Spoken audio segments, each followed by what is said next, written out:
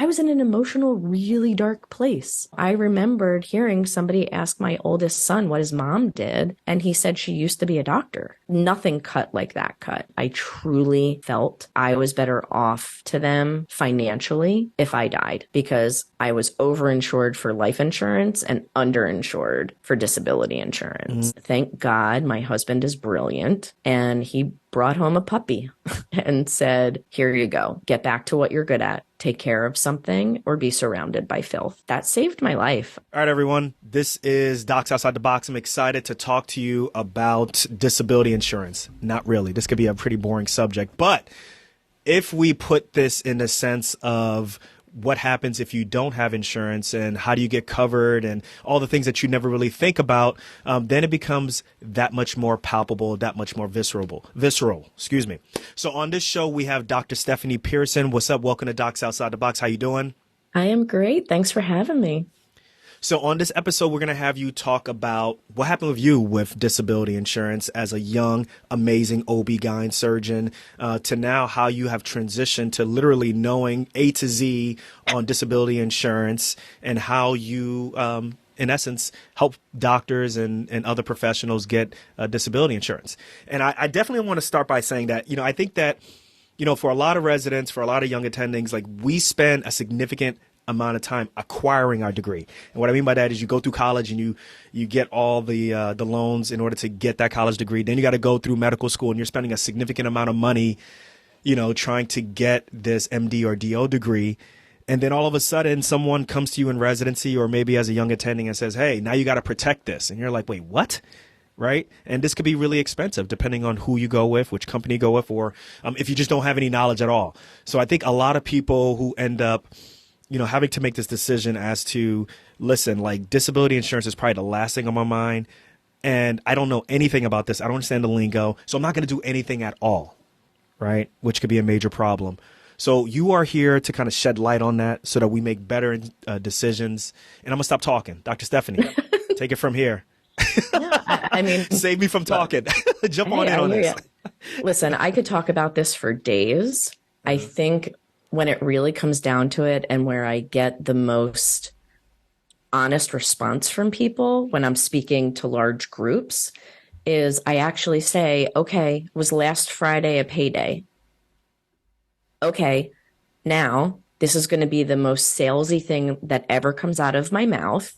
However, I want you to think, what if your last paycheck was actually your last paycheck? And faces kind of change.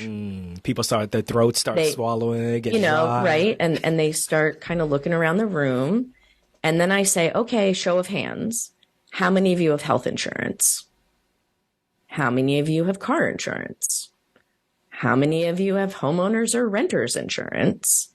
And oh, by the way, how many of you with rings on your hand have your rings insured?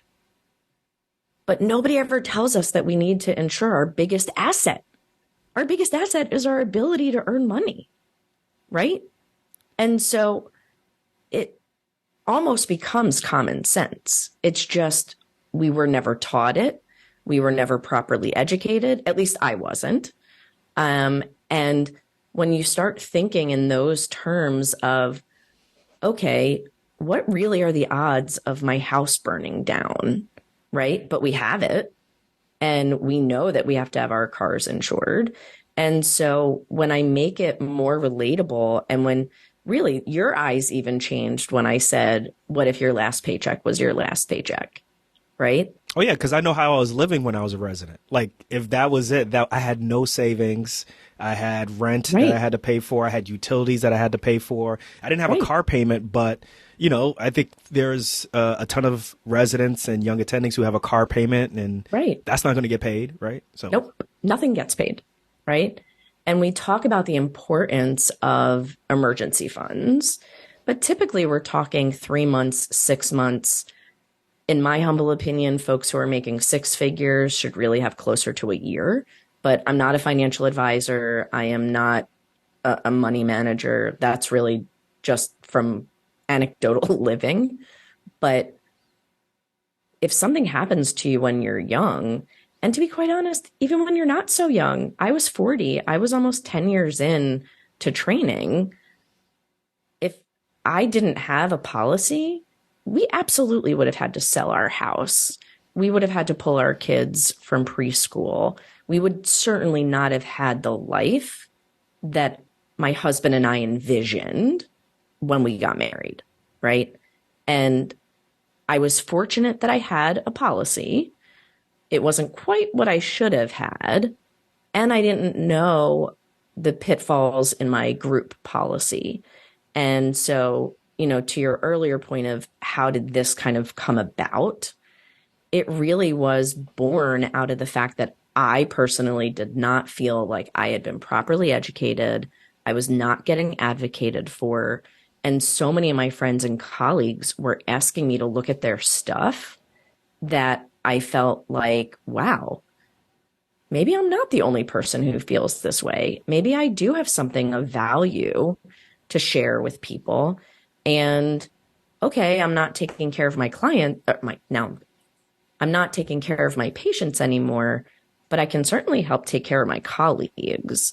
And somebody had said something very important a couple of years actually before I started doing this, because it was not overnight. This was not easy, but somebody had mentioned to me in thinking about reinventing my identity was think about what you're passionate about and understand that everyone has a story.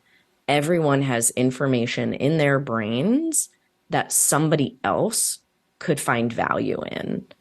And it didn't click right when the woman said it to me. It was a little bit later after I had tried my hands and a couple of other things that just didn't feel perfect or feel right. And when I started really thinking about the insurance stuff, it just made sense. And I'd already started lecturing to area residents purely altruistically, and then realized, wait, maybe I could do this. Maybe you could monetize it and scale it. Yeah. There's a saying that what's obvious to you is not obvious to others when you're communicating with people. And, I definitely heard the term of insuring my hands because I knew early on that I wanted to be a surgeon. I didn't know what that meant, though. I always heard, oh, you need to insure your hands and all these different things and blah, blah, blah, blah, blah. But I didn't know what it meant. And I didn't know how much it cost. And, I think that when people hear your story, right, particularly at your age, I think it turns and it makes things that much more easier to understand. So if you could jump into your story as to why you needed disability insurance, tell us your age, what you were doing. Let's start from the beginning so we can get a better grasp of that. So going way back, I did not get insurance as a resident. I don't remember being educated about it 20 years ago, but I might have been and not paid attention. Stephanie, tell us your age. Don't tell them yourself. That's Listen, I turned 49 in 11 days, and I am very proud of where I've come. Happy birthday in the future. Yeah. Well, thank you. So I am very proud of where I have managed to come at this stage. So I told Dr. Draco before that I have no secret. So guess what? I have no secrets. So once I became an attending, my senior partner said, I have a guy. You need this. Go do it. So I did. I trusted him. He basically said, this is what you need. Sign here. I did. Jump ahead 9 years later. You're talking about disability insurance. Right? Okay. So you signed up with some guy who gave you something on a disability insurance policy. Correct. Perfect. And so fast forward, I think I'm doing everything the right way, right? I had a group benefit through my employer. I knew that I had a policy on the side, not thinking I'm ever going to need it. I'm young. I'm healthy. I'm doing martial arts 5 days a week. I'm a rock climber, right? Like I'm physical. Things are good, right? All right. Fast forward, I get called down to do a precipitous delivery, right? So woman comes in ready to deliver. I walk in the room. I'm pleasantly surprised at first. It's one of my favorite patients. I had already delivered 3 of her babies. Baby number 4 should have just fallen out. I literally should have just, she should have sneezed and this kid should have fallen out. Unfortunately, because she showed up completely dilated, we weren't able to get her epidural. And she was kind of climbing up the bed and was not really in a great headspace. I mean, we call it labor for a reason. It's not a walk in the park, right? And typically, I will say to people, look, I can't get hurt. My nurses can't get hurt. Have your baby. I will fix the carnage. And unfortunately, I looked down at the fetal heart monitor and the baby's heart rate was tanking. Ooh, And so baby needs to come out. Baby quick. needs to come out. So okay. I'm raising my voice. I have 6 nurses in the room helping me because she was also much larger than me. And I really needed help. And as I put a vacuum on the baby's head, because it was right there, as I was leading the baby out, she kicked me right in my brachial plexus. My arm went numb. Tears came to my eyes. I shifted my body thinking I was doing myself a favor, right? I had to get this kid out. Like there was no ands, ifs, or buts. I twist my body. I'm finishing because thankfully I'm right-handed. She kicked me in the left shoulder. I'm getting the rest of the baby out. I get to about the thickest part of the baby, so it's abdomen. And the nurses that were helping me, my patient kind of got out of their hold. And I got kicked a second time. And 2 of my nurses got knocked down. But the second kick kind of came across the back of my shoulder to the front. And I heard a pop. And it was not good. I finished the delivery, put the baby on her belly, and walked out in tears and called for one of my partners. Turns out she tore my labrum. Damn. Okay. I'm thinking it'll heal. I'll take a couple weeks off and I'll get right back. The first orthopedist that I saw, in not so many nice words, told me that I was being a wuss, although he used a more colorful term, that professional baseball pitchers pitched with torn labrums, so surely I should be able to do my job. So what do? Well, I do what all good docs do. I put my head down. I kept working. I figured out how to compensate. And I developed a frozen shoulder. Ooh, so okay. I got to your range of motion is knocked out. I was losing range of motion. I was in terrible pain. I didn't really want to complain about it, right? Because we're doctors and there's kind of this tyranny of perfection that we're better than, stronger than, more able than. Mm-hmm. And I really kept trying to push through it. But I reached the point where I physically could not dress myself in the morning. I could not clasp my bra behind my back. I could not put a shirt on over my head. And I'll never forget the day. It was August 3rd of 2013. I got called to do a C-section in the middle of the day from a midwife patient who had let their patient push for over 4 hours. And I walked into the OR to a first assist who I'd never seen before, who was just filling in, who had never done a section before. And as I was trying to break the suction of this baby's head and deliver the baby, my first assist just could not give me the right positioning or pressure that I needed. And I could not for the life of me get my left arm where I needed it to be. And I started crying. Now remember, for those of you listening, if you remember your OB rotations, right? During a section, your patient's awake and they often have a support person. So me crying at the table is not really confidence building. I was able to call in one of my partners who was able to finish the delivery. And I remember sitting in my senior partner's office crying that if that had been the middle of the night, I would have gotten that kid out, but I would have had to tee up her uterus which in sense would have made her an obstetric invalid. And it would have been my fault. Like, it would not have been Mother Nature, right? And I could not live like that. And I pride myself on being a great surgeon who's ethical and practices good medicine. And I was not practicing good medicine. And So from the time you got kicked the first time, twice, excuse me, to this conversation that you're having with your senior partner, what's the time difference? a little less than 8 months. I got kicked 8 months. December 20th, Okay. and this happened on August 3rd. And so, I gave it a good college try. Right. I had never been told to go to physical therapy. I had gotten a couple of injections, which helped for a little bit.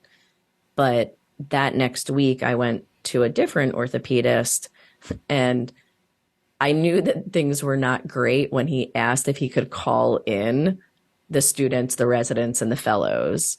And I was like, Oh, yeah. oh, I know what's Okay. happening here. Yeah, you're like literally either a textbook case or not a Right. textbook case. And Right. either way, it's I got you. Right. I was like, oh man, I know this story. Right. So that's when I found out that I had a textbook frozen shoulder. The plan was for surgery in December. And I went to sleep getting told I'd be back to work in 12 weeks. And I woke up with my orthopedist at the foot of the bed, which I also knew was not a great thing. And he basically told me that it looked like a bomb went off in my shoulder and I was probably not going to practice again. And so I had just turned 40 and basically got told that my career was over. Damn. So listen, like, all right, like, what is that next feelings like? Like, I'm sure, like, your heart rate is going like in the 120s right now, and you're seeing literally your whole career flash. What's that feeling like? To date, the worst feeling I've probably ever had. In the instant, I think I was in shock.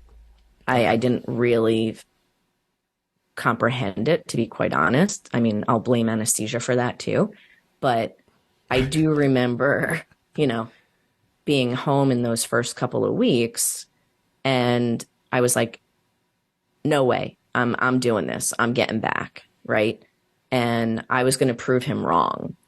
But as my physical therapy was going on, because I was still out on FMLA, right? I was like, I'm going to show them. I got 12 weeks. I'm going to make this work. And so I kind of was in that phase of, I have something to prove and I'm going to do it. But as we got closer to the end of my FMLA, the last time I saw him, he actually did not clear me to do OB or operate and actually wrote in black and white that I was a liability. Ooh. So Okay. that's So you when I can't return knew. back to work anymore. Yeah. Right. So that's when I knew it was over. And the day that my FLMA was up, like a bad John Cusack movie, I had my post person knock on my door and hand me my termination letter, because it turned out that my contract said I needed to be able to do 100% of my duties. And even though I was cleared to do office GYN as tolerated, because I couldn't operate and I couldn't do OB, it was legal for them to terminate me. And no one had the, what's the word I'm looking for? No one called me to give me a heads up. And there's no way that nobody knew. And I had been asked to be the chairperson before I got hurt. Like, the whole thing was kind of a shit show. And that's when I went into a really dark place. I did not. Go ahead, please. No, I was going to say, I had no idea up to that point how much of my identity was tied into being Dr. Pearson, and how much our future depended on my income. I was the primary breadwinner. Yeah, I think you said in another episode, I heard you said in another podcast that I think your husband was a flight nurse and you had two children at this time, what, 6 Yep. and 4? Yeah. Okay, Yeah, so there was some big girl decisions that needed to be made, and that's from an a financial understatement. standpoint, right, Yeah. as well as from a clinical standpoint, like literally your career has been someone has closed the door in your career, so to speak. Hmm. What in terms of the next steps working with disability insurance and realizing that was an option? When did that? How did that work out? What was the next steps after that? How did that go? So as I mentioned before, I thought that we did what we were supposed to. I found out that our group benefit through the hospital in fine print didn't cover work-related injuries. So I was flatly denied and told I would have been better Wait, off had. your group policy doesn't offer work related injuries And guess coverage. what? It's not uncommon. It is not What? uncommon. That is And crazy. since The COVID, residents listening, pay yeah. attention, pay And attention. since COVID, we're seeing it more and more, and they're putting in that they're not covering work-related injuries or illnesses. Like, tell me how we're supposed to figure out where we get a virus from. Got you. So if you've developed COVID and maybe have long haul COVID or, Your group symptoms of may that, not cover you. your group policy may not cover you. Wow. Correct. Okay. So you And realize that your coverage, your group coverage is not covering you for that. nope. What about your individual policy that this guy had helped you out with 9 years ago? So I somehow didn't realize, and I know this sounds horrible, but I didn't realize that we had two policies. And one was mostly appropriate. One had some shortfalls, but I was able to collect on both. I did need a lawyer's help for one of them because I didn't want to mess it up. And by that, because the second policy had an interesting nuance, which I'm sure I'll get into later, I just wanted to make sure that I was doing the right thing out of the gate because we also initially got declined from workman's comp, which is so fascinating, right? Because the group benefit, the group benefit said, we're not covering you because it's work related.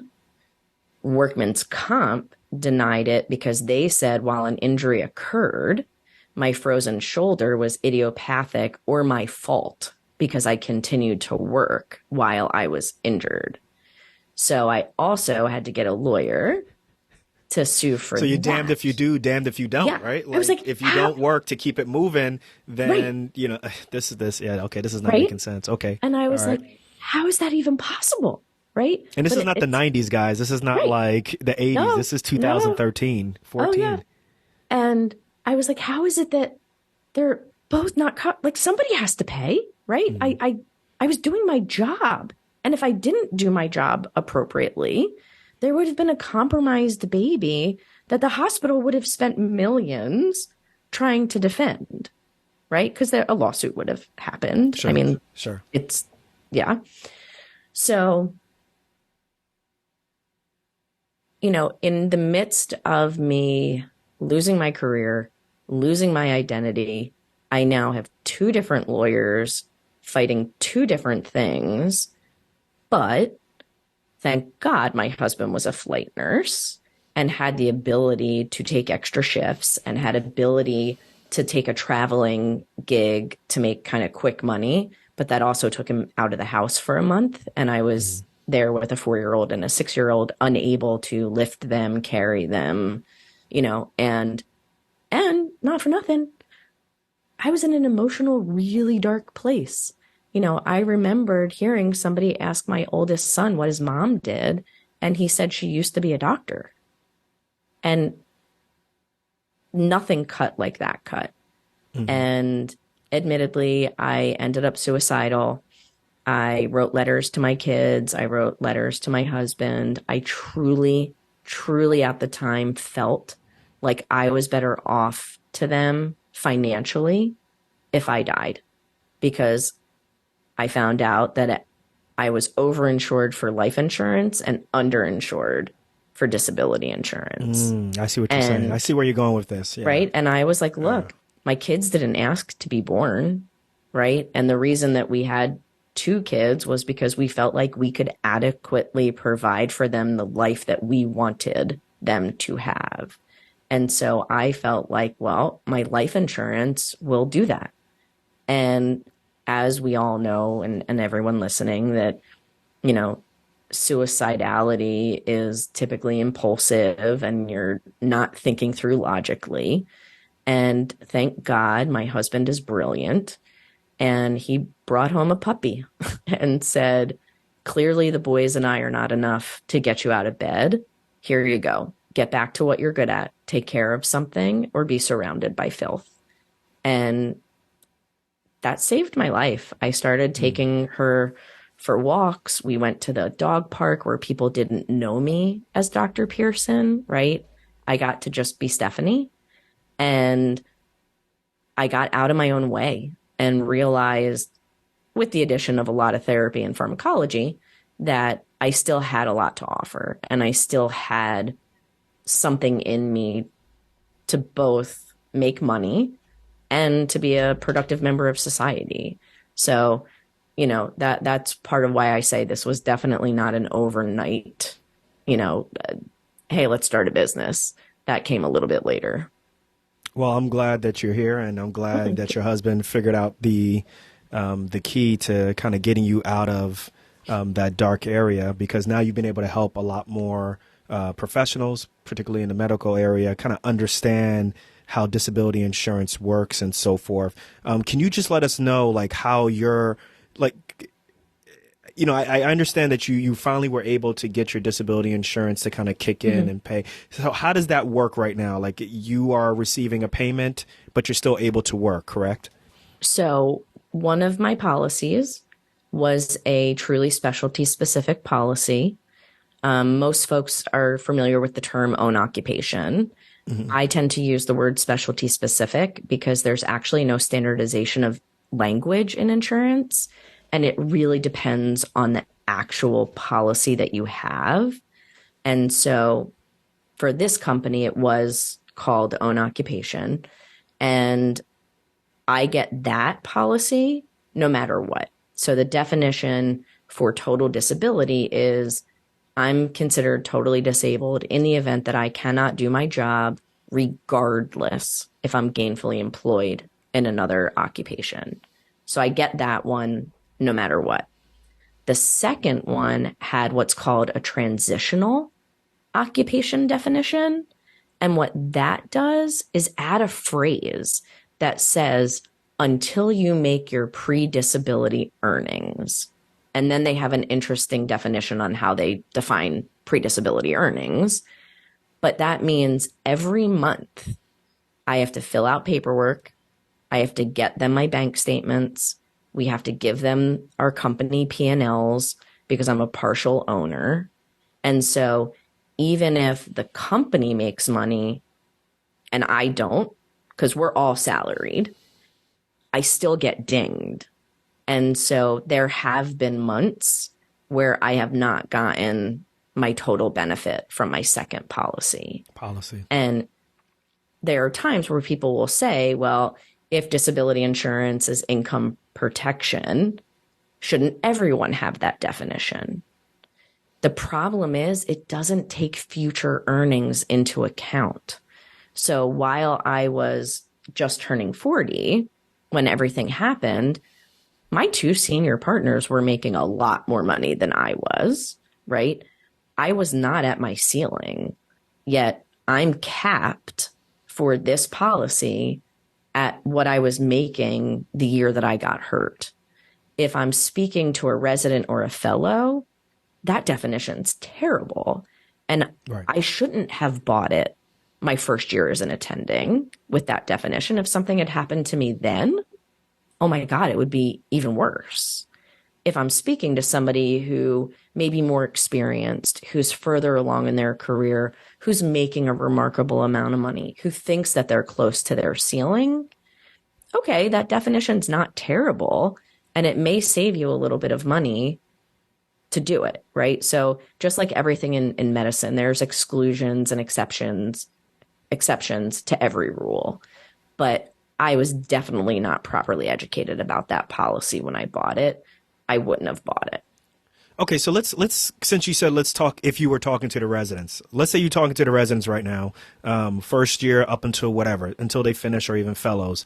Like, when is the right time to get disability insurance, right? Because I think we've already established by your example that, first of all, hey, you don't know what's going to happen in your life, in your career. You need to be able to protect your ability to make income. But also at the same time, from what I hear, the language is really important. So you know how this goes, right? Like Right. a lot of people may hear this and be like, listen, man, I don't have time for all this. There's so much like legal jargon and legalese. I ain't going to do nothing, right? I'll be all right. I'll roll the dice with it. So explain to us, like, when is the right time to get disability insurance, and how do we understand a little bit of the lingo so that when someone comes to our residency and they bring Chick-fil-A and they're telling us, you know, what to buy, you know what I'm talking about, right? Right. I know exactly what you're talking about. You know what I'm talking about, right? And they tell us you need to go with X, Y, and Z insurance company. We kind of know if we can smell the BS or not. Talk to us about that.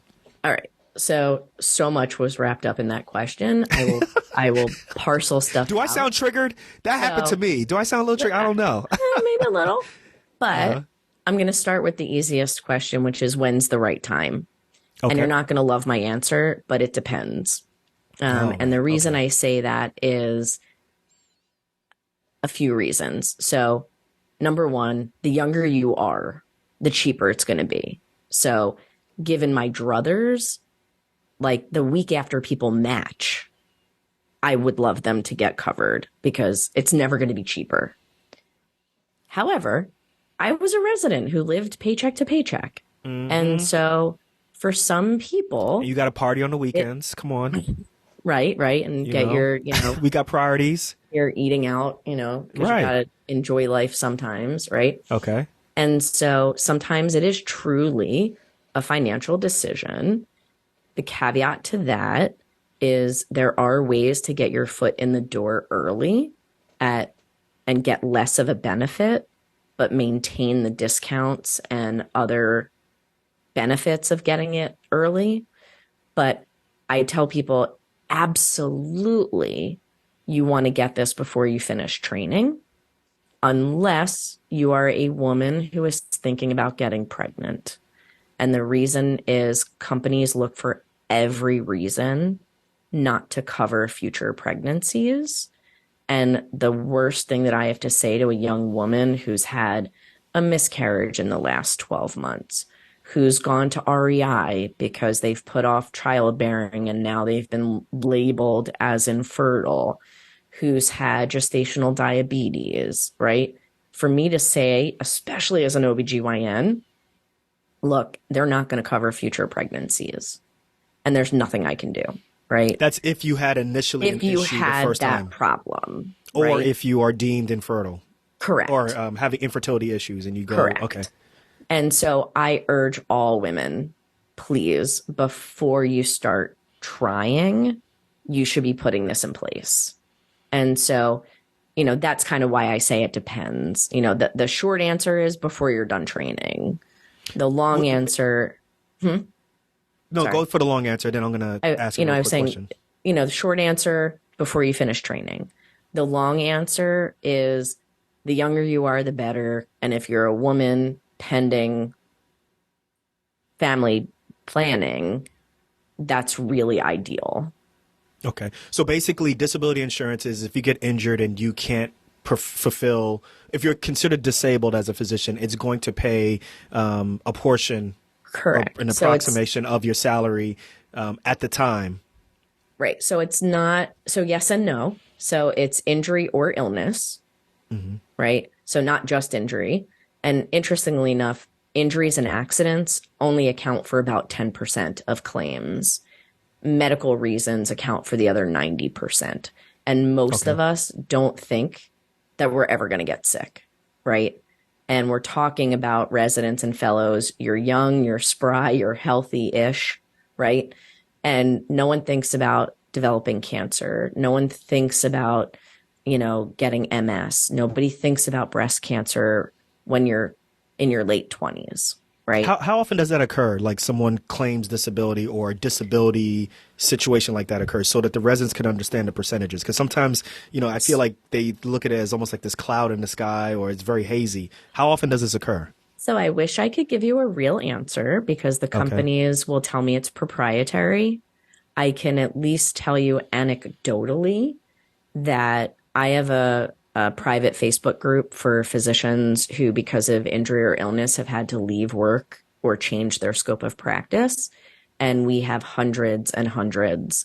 I think last check we had over 500 people there.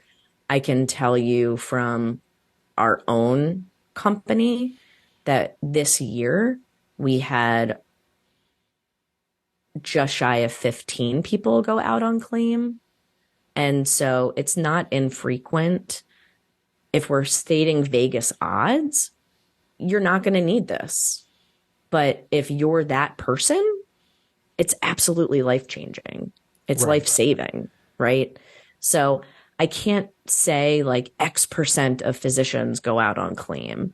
If you look at national data, like on the Americans with Disabilities Act and some other sites that give quoted numbers, you'll see numbers that say 1 in 4 people during their employment life will go out on disability lasting at least 6 months. I think that number is probably high for physicians because that's taking everyone into account. Right. But, you know, and I knew myself, I knew about 10 people close to me in medicine who had gone out on disability before I did. Right. So So, what are we talking 30,000 foot view? Let's say, for example, you have a healthy male, no pre-existing history whatsoever. Let's say they're a resident. They're making like $50,000 a year. I know it's hard. It's all depends. But right. can you give us like an approximation of how much would that cost for that gentleman to be paying so that they can do the calculations in their mind and be like, okay, this is how much I make and this is how much I'm expecting to pay on a Okay. monthly basis. What So are we talking about? the first thing to understand is that in training, the companies are not actually covering a portion of your income against benefits. In residency and fellowship, everybody qualifies for the same benefit amount. When you become an attending, the carriers will quantify what you are able to purchase. And now they're looking at what's your income, what are your benefits, and who's paying for them because it affects taxation. So I always tell people don't go in thinking 60% of my income is getting covered or any percentage when you're in training. Everybody qualifies for $5,000 a month benefit that's tax free. One company recently went up to 5,500. Then we look all in. Men should expect to pay about 1 to 3% of their gross income for disability insurance. Women should expect to pay 2 to 6%. Okay, so if we're making 50,000, now you're gonna make me do math. So we're someone is making like fifty And thousand dollars, then we're talking about what 10% of that would be what 5,000. So 1% would be 5,000, you're looking 1,000. at So we're like talking about 25, like somewhere between 1,500 and 4,000, I guess. I'm not not per good at month that though, quick in right? math either. No, a year, a A year, year. So realistically, probably about $200 to $300 a a month. month. Okay, And for that's, men. yes. And women, it's going to Okay. be higher. And with all the resident discounts that are available, it may even be lower than that. So there are available discounts through most training institutions that will greatly reduce the cost. And they're not available if you wait until attendinghood. And And guys, so, once again, what we're talking about is your own insurance, your own disability insurance right, policy, not when you start residency and they tell you that there's a group disability policy. We're talking about having your your own insurance own policy. Just to clarify, guys. supplemental, right, your own private individual supplemental benefit.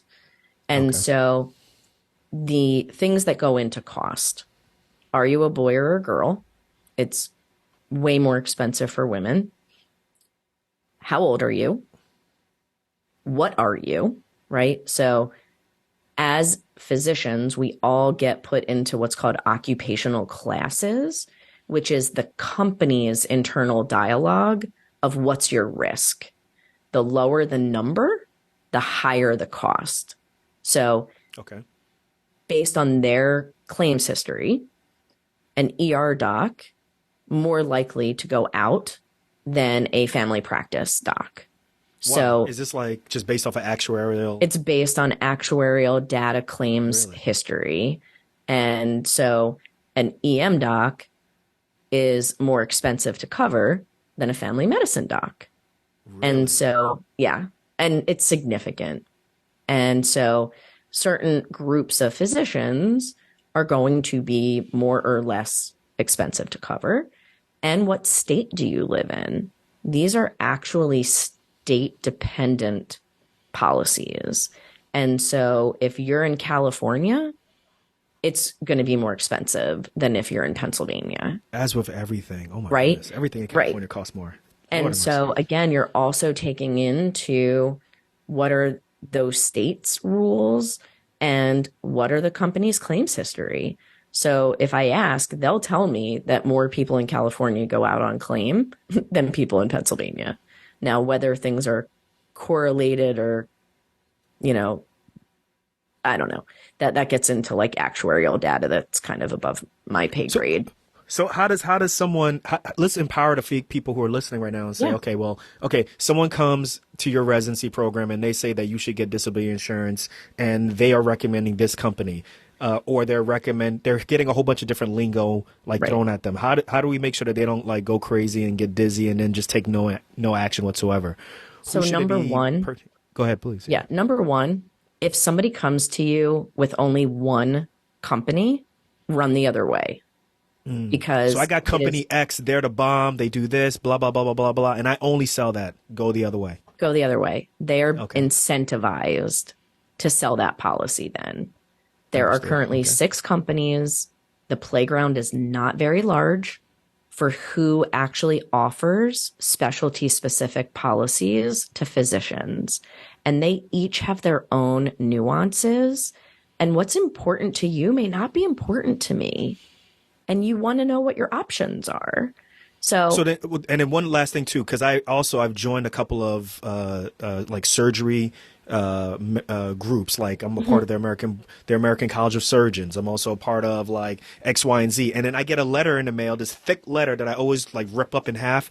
as But you it says should. like, hey, we offer you like this disability policy that's for you. So you're not talking about that either. Like that's No, not what you're talking about. Okay. no. I will also tell you that most, because, we're not supposed to say never, always, all, whatever, but most association benefits are being blessed because somebody's paying to have them be blessed. And the language in those policies is often inferior. And there's a lot of, I don't want to say hidden, but things, maybe lies of omission. A lot of association policies, the pay is not level, meaning they charge you more as time goes on. You Hmm. don't really own the policy. The association owns the policy, meaning they can change it, they can cancel it. And so there's a lot of inferior pieces to association policies that I typically don't recommend them. And again, there's always exceptions, but for the most part, those policies are really not worth the paper they're written on. Okay. So back to what we were saying before. You're saying that the residents should be focused on 6 companies that So, kind of run the right. game. So someone comes to you with one company, run the other way. Hmm. 2, you absolutely want to make sure that it is truly specialty specific. So you want it to be right by the definition of your occupation and the definition of total disability. So what do I mean by that? So you want the policy to cover you for what it is you do day in and day out, right? So if you can't be a trauma surgeon, they can't tell you to go do wound care, right? But sometimes the way that total disability gets defined is you're considered totally disabled if you can't do your job and you're not gainfully employed. Very Oh, that's a problem. different from you're considered totally disabled if you can't do your job regardless if you're gainfully employed in another occupation. And there are some companies out there that have that language, not in the big six, but there are other ones out there.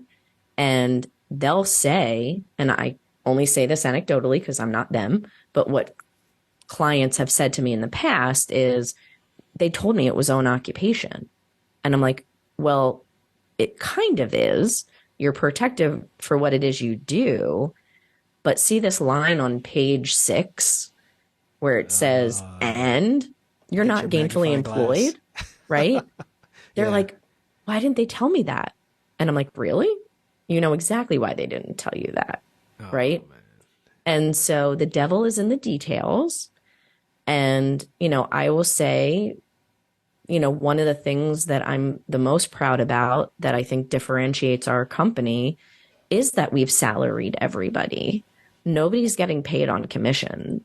So the company is, but as far as who we employ and the producers that we've trained, there's no incentive for them to sell one company over another because they're getting paid no matter what they sell, right? And so it Okay. takes away that impetus of, I'm going to sell you the most expensive policy because I want to make the most money. This is, we're here to educate you. We're here to make it a one-on-one, personalized, uniquely tailored experience. And I'm not incentivized to sell you any one company. And What are the big six? What are the big six, if you can tell us? yeah. So you have Principal, Emeritus, sorry, Mass Mutual, Guardian, Standard, and Ohio National. Okay. Full disclosure, I have Emeritus. I've had that for close to 7 years now. And I had another company before that is not in the big six, which you could probably know who they are. I They know sponsor a lot of exactly. basketball tournaments right now in the NCAA. They are all over the place. I know Yeah, exactly what you're yeah. talking about. Oh, And for yeah. full disclosure, I'm getting paid by MetLife. Now Okay. you'll be like, hey, you didn't name them. They dropped out of the individual disability space in 2016. So I happened to buy them in 2005. But anybody who has MetLife, they are honoring their policies. It's just that they're not selling new individual policies. They restructured and they're focusing more on group sales. But going back to that question, right? So you want to make sure that you feel like you have been educated, that you're making an informed decision.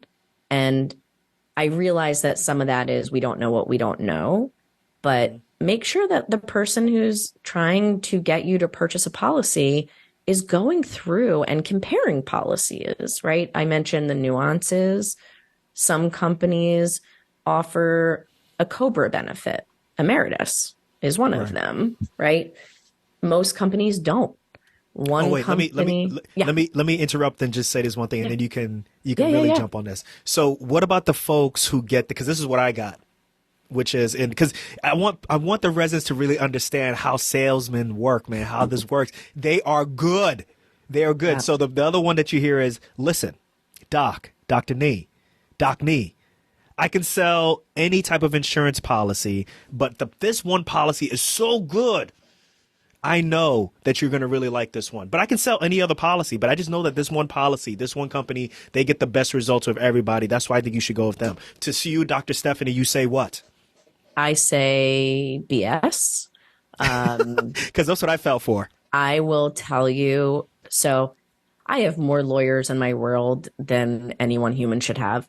But I've become friends with my disability lawyer and a couple of others who have found me in time. But any good disability lawyer will tell you that it ebbs and flows. One company that is great to work with right now may not be great to work with in 5 years, right? I mean, think about hospital systems, right? The glass tower folks, right? They turn over every couple of years. And the new crew that comes in has to basically defend, right, why they're the new kid in town. And they shake things up. They try to change things that are working. They try to change things that aren't working, right? Same thing happens to these big insurance companies. And on top of that, it's based on claims history. If we have a company that's gotten hit with a lot of claims this year, next year they're going to be harder to get money out of, right? Versus the company that may not have a ton of claims, they might be more liberal in the following year. So I'll never say that X company is the best company. At the end of the day, they are all in business to make money, right? All black and white cases get paid. Gray cases get challenged. And we all know people that have been fraudulent. We've all heard stories, right? We all know of people that may be less than completely forthright. We want these companies to be solvent. We want them to pay the honest claims. And so I think that people have to be realistic going into this process, that it is a private commodity and these companies need to stay solvent so that we get paid when we need to get paid. Your case, would you consider your case, since you've done so much, you've seen so much? Mine was gray. Now, yours is gray. Okay. Mine was gray. I would think that's black and white, but I'm glad you clarified that. I'll say it's gray because so much of my issue is range of motion and chronic pain, right? Okay. Got it. And so initially they made me go do an outside independent medical exam, and I had to get I eventually had to get an EMG and some like more definitive nerve testing. So I understood it. Like I was like, yeah, I get it. Like somebody can say that they can only lift their arm up so high, but behind closed doors, right? I was like, look, you can send a PI after me. They're not going to see me doing cartwheels on the beach. Like I legit cannot get my arms higher than 120 degrees. Oh, by the way, I woke up last summer with a frozen right shoulder. So they don't know if that was because of years of compensation or something else. So now I have two arms that don't really work so great. But, I understood that there very well could be a private eye from MetLife following me around. And I knew. So it's that serious. It gets that serious. Oh, yeah. Yeah. If when it comes to payout, they're like, yeah. Okay. Yeah. And I've heard some of the fraudulent stories. Like it would blow your mind what lengths people go to sometimes try to get paid. I've definitely had some folks write into me asking, because we've broached this subject before, but we haven't necessarily had a physician come in and talk about disability insurance. But specifically, what about the folks who already have a pre-existing condition? Let's say at a young age, they're diagnosed with diabetes. They have an autoimmune disorder while in medical school, or high blood pressure, right? What do they do in that situation? Particularly if they're thinking about doing side hustles, maybe even transitioning to doing, making that side hustle their entire business. Like it's really hard to like get insurance covered when you have these issues going on. So talk to those people. What do they do in that situation? So again, I'm going to have to say it depends. And it really depends on what the underlying issue is. Well-controlled high blood pressure is really a non-issue when it comes to diabetes. Okay. Type 1 diabetes, big issue when it comes to disability insurance. So that also goes back to the, being like big issue, like they can't get covered educated. or anything like that? Yeah, they're not going to be able to get a traditional policy. However, in training, there are sometimes policies called guaranteed standard issue, or GSI. These are policies that do not require medical underwriting. I should say not much. There's usually like 4 or 5 questions that they ask. So medical underwriting is the portion of the policy where you're giving up your medical information. They're doing a pharmacy check. They're looking at labs maybe. So there is a subset of policies that get bequeathed to specific agents who work in specific or for specific companies. So I'm Switzerland, right? I don't have one company that I'm incentivized to sell. So I don't have those policies. But there are sometimes folks, and it's tied to the institution.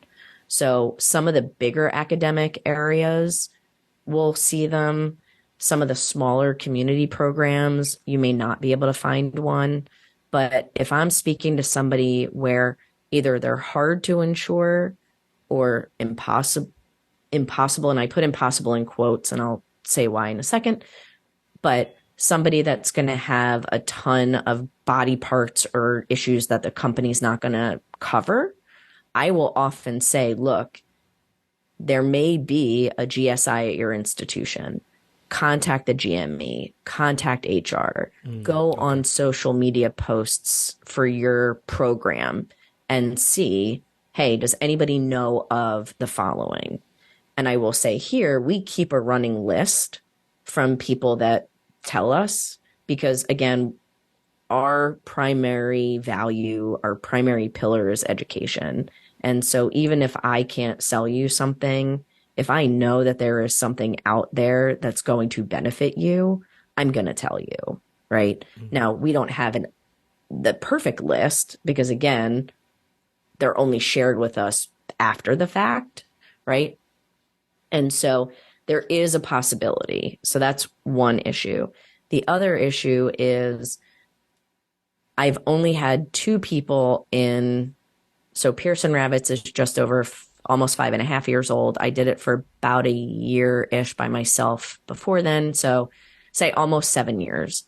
I've literally had two people that I could not get covered, period. There are companies that are referred to as the non-traditional companies. So you may be familiar with like Lloyd's of London, but there's Lloyd's of London, Pearson, and Fidelity, and they will insure the hard to insure. But it's a very different product design, and I go into that with people who need it. But as a trainee, it doesn't make the most sense because they do take into account income and group benefits. And so it's a really long process to maybe only get, a couple $100 a month in benefit, which isn't really going to change anybody's lifestyle. But that may be a person that I say, look, once you sign your attending contract, then we need to look into this. And oh, by the way, when you're interviewing for jobs, even though we've said group benefits aren't the best, they absolutely need to be part of your negotiation. You want to get something, and something is better than nothing. And so then it becomes a little bit of, maternal counseling, right? Like this is something that you need to look out for when you're getting your first job. Okay.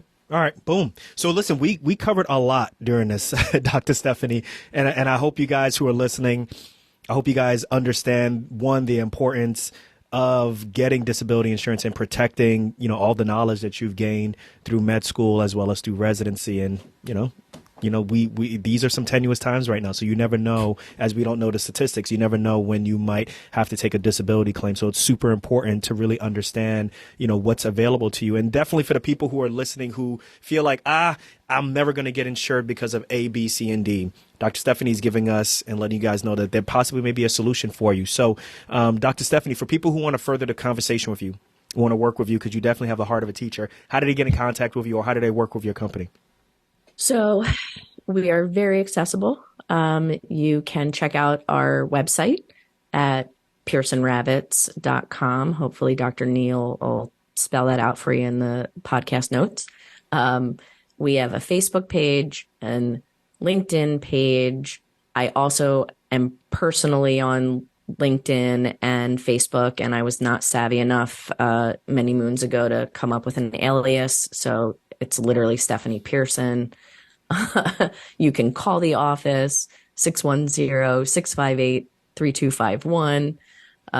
You can find me. We're working on our Instagram game. We don't have a big Instagram game yet.